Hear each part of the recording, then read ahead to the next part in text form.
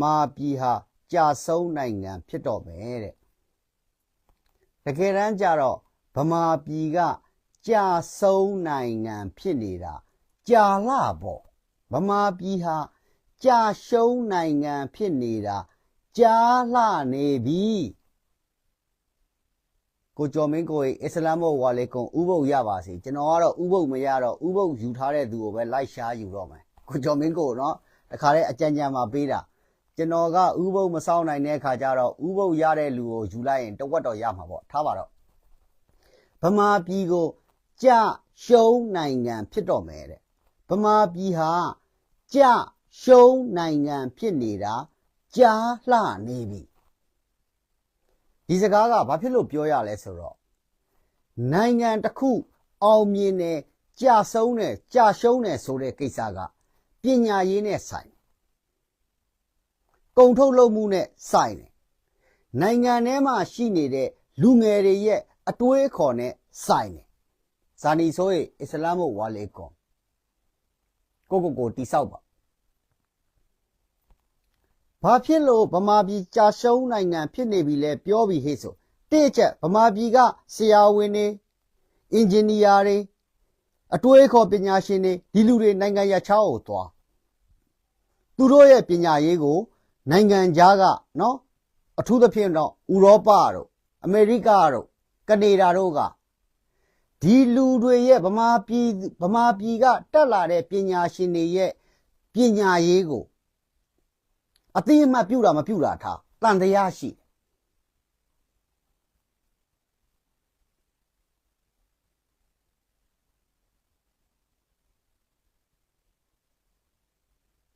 ထပ်ပြီးတော့ပြောဦးမယ်နော်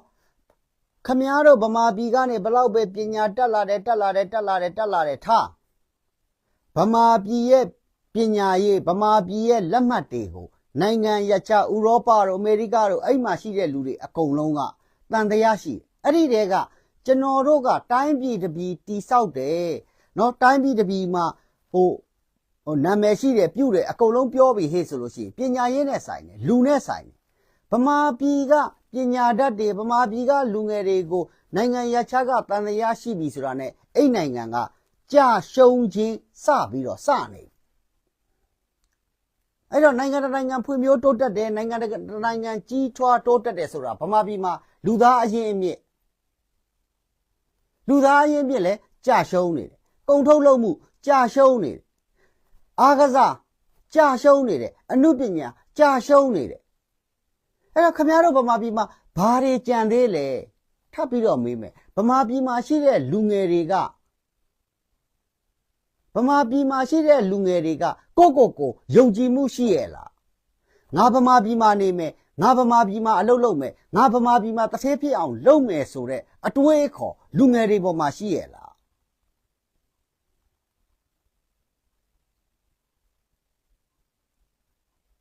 လူငယ်တွေမှာလည်းအတွေးခေါ်တွေမရှိတော့ဘူး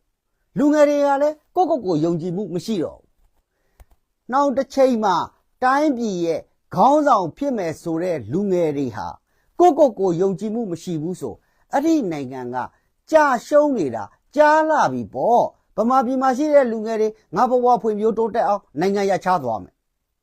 ဗမာပြည်မှာရှိနေတဲ့နောက်ဆုံးလူနာတွေတောင်မှငါတို့ဆေးကုရင်နိုင်ငံခြားမှာသွားကု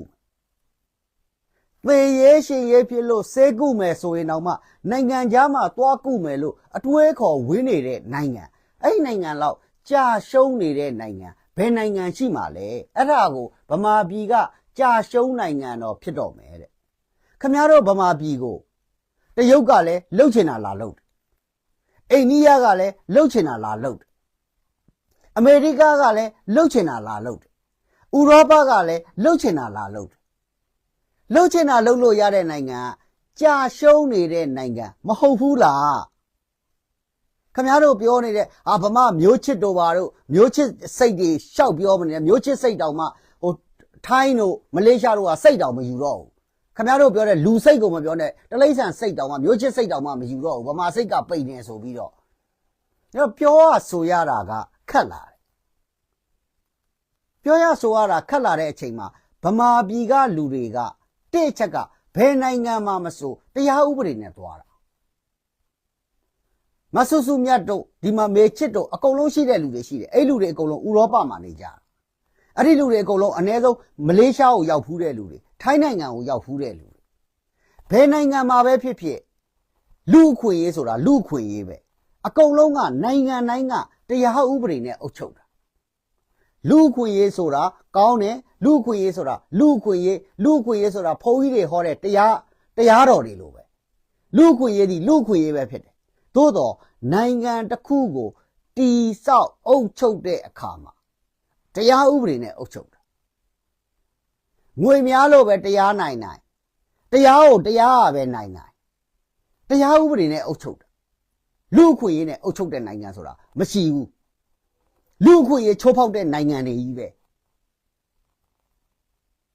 လူအခွင့်ရေးချိုးဖောက်တဲ့နိုင်ငံတွေပဲရှိတယ်လူအခွင့်ရေးနဲ့အုပ်ချုပ်တဲ့နိုင်ငံဆိုတာမရှိဘူးအဲ့ဒီလူအခွင့်ရေးဆိုတာလဲပုံပွင့်လေးလေးပြောလို့ရှိရင်ခင်ဗျားတို့တမာကျမ်းစာလိုမျိုးကိုရန်ကျမ်းလိုမျိုးတိပိဋကလိုမျိုးကုလသမဂ္ဂရဲ့ကျမ်းစာကြီးပဲဖြစ်တယ်တကယ်တမ်းကျတော့အဲ့ဒီကုလသမဂ္ဂကိုလဲဘယ်နိုင်ငံကမှဂရုစိုက်တာမဟုတ်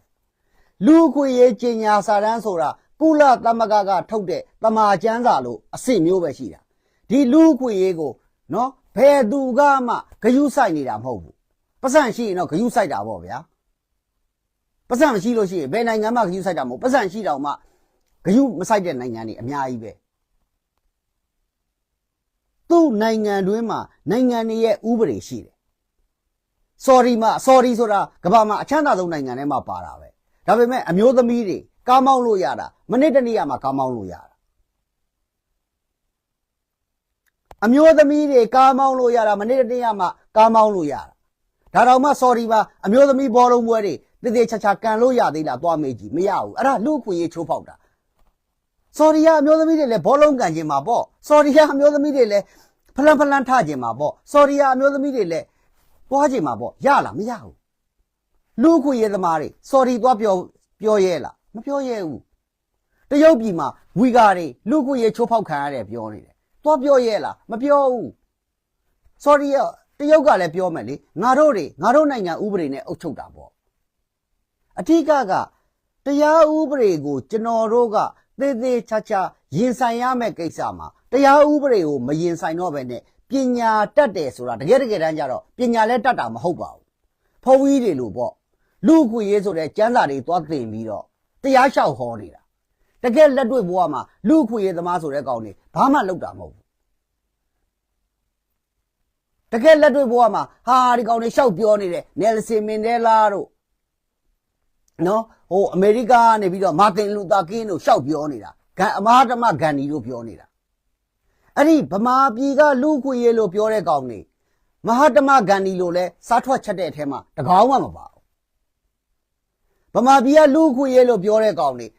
မာတင်လူသာကင်းလို့လမ်းပေါ်ထွက်ဆန္ဒပြတဲ့အထဲလည်းမပါဘူးပြေးတဲ့အထဲကျရင်ဗမာပြည်ကလူ့အခွင့်အရေးပြောနေတဲ့ကောင်တွေအကုန်လုံးကအခွင့်အရေးပဲလိုချင်တာနော်သူတို့ကိုယ်တိုင်တကယ်ကိုရင်းနှီးမြုပ်နှံတိုက်ခိုက်ရမယ့်အချိန်ကျရင်ဗမာပြည်ကလူ့အခွင့်အရေးလို့ပြောတဲ့ကောင်မှန်သမျှအကုန်လုံးကထိတ်ဆုံးကထွက်ပြေးတာ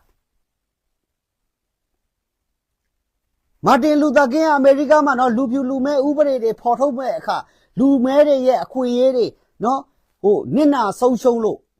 မာတင်လူသာကင်းတိုက်တဲ့အချိန်မှာမာတင်လူသာကင်းကထိတ်ဆုံးကထွက်တိုက်တာနော်ဗမာပြည်ကလူအခွင့်အရေးသမားတွေလို့ရိုဟင်ဂျာအခွင့်အရေးသမားတွေလို့ရှောက်ပါဇက်ကပြောပြီးထွက်ပြေးနေတဲ့ကောင်တကောင်းမှမပါဘူးအခုရိုဟင်ဂျာလူအခွင့်အရေးသမားတို့ဘာလို့ပြောတဲ့ကောင်တွေရှိသေးတယ်အဲ့လိုကောင်မျိုးနိုင်ငံခြားမှာပြောတာမဟုတ်ဘူးတကယ်ကိုမာတင်လူသာကင်းကလူမဲတွေအခွင့်အရေးဆုံးရှုံးနေဟဲ့ဆိုအဲ့ဒီလူမဲတွေစီးလို့မရတဲ့ကားပေါ်တက်ပြီးတော့စီးပြတာရိုဟင်ဂျာခေါင်းဆောင်လို့ရိုဟင်ဂျာဦးကြောင်ကြားတွေလို့နိုင်ငံခြားထွက်ပြေးနေတာတကောင်းမှမပါဘူးထိတ်ဆုံးကထွက်တိုက်တာထိတ်ဆုံးကဥဆောင်တာထိတ်ဆုံးကနေချတာ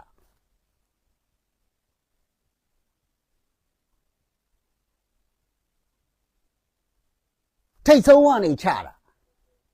မာတင်လူသာကင်းတို့ကအမေရိကမှာငါတို့လူမဲတွေအခွင့်အရေးမရလို့ဆိုပြီးရုရှားကွန်မြူနစ်နဲ့သွားမပေါဘူးရိုဟင်ဂျာတွေလို့ငါတို့အခွင့်အရေးမရှိလို့စစ်တပ်နဲ့ပေါင်းပြီးတော့သိတယ်မလားဟိုအေကိုတိုက်တဲ့ကောင်တကောင်းမှမရှိဘူး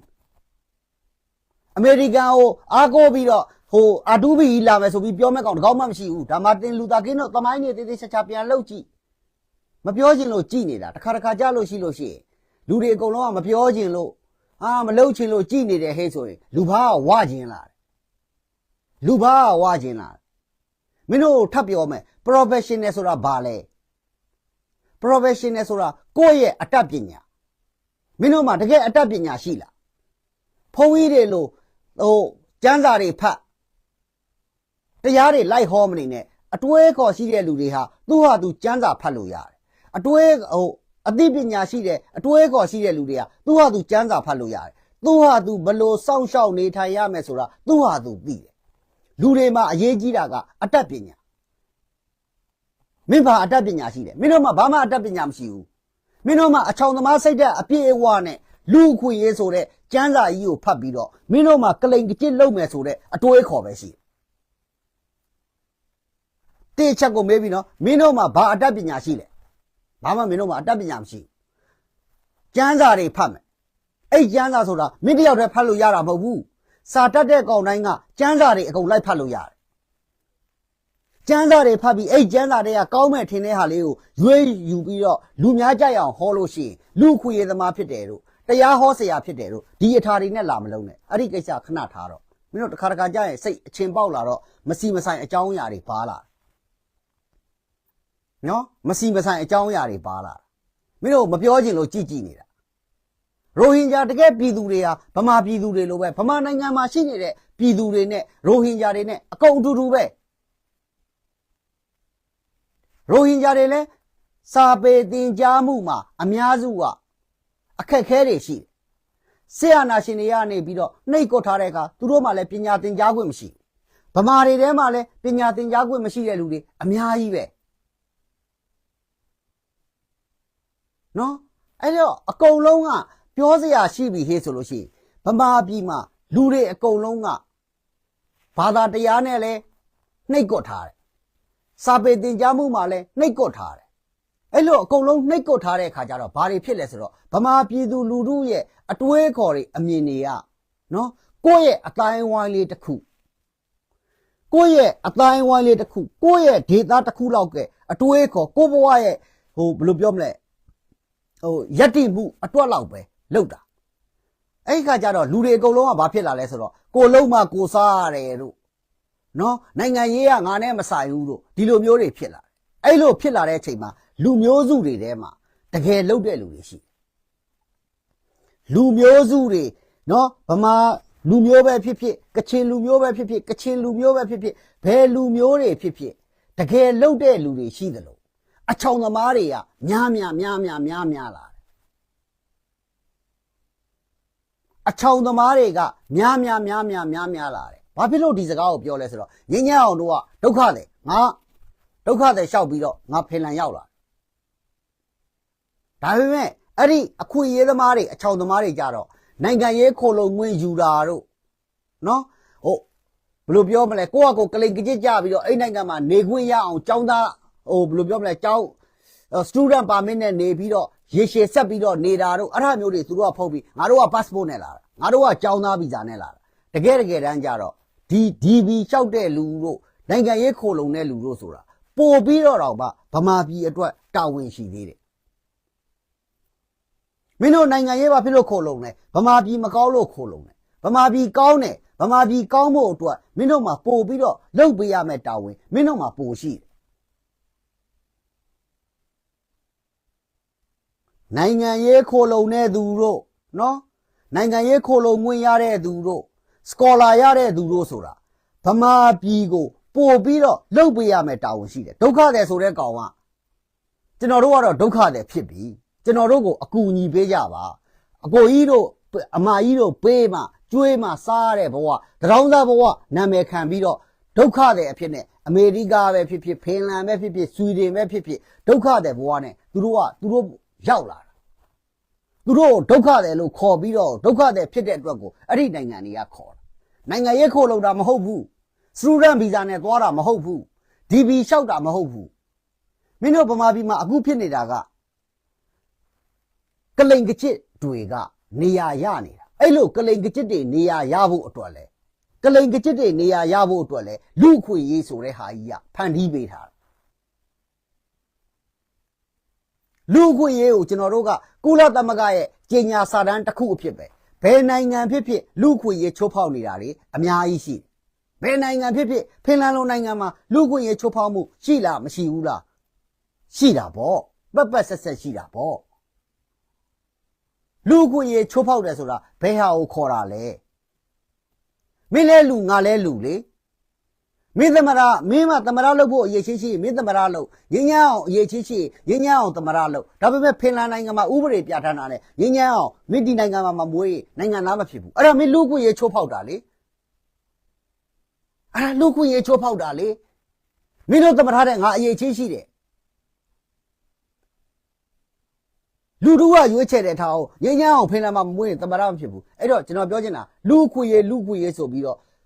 လိန်လို့ရတဲ့ကောင်ကိုလိန်ဘာသာရေးဆရာတွေလို့ပေါ့လိန်လို့ရတဲ့ကောင်တွေကိုလိန်ကိုးကွယ်တဲ့ကောင်တွေကိုလိန်ငင်းညမ်းအောင်လို့ကောင်တွေကိုလားမလိန်နဲ့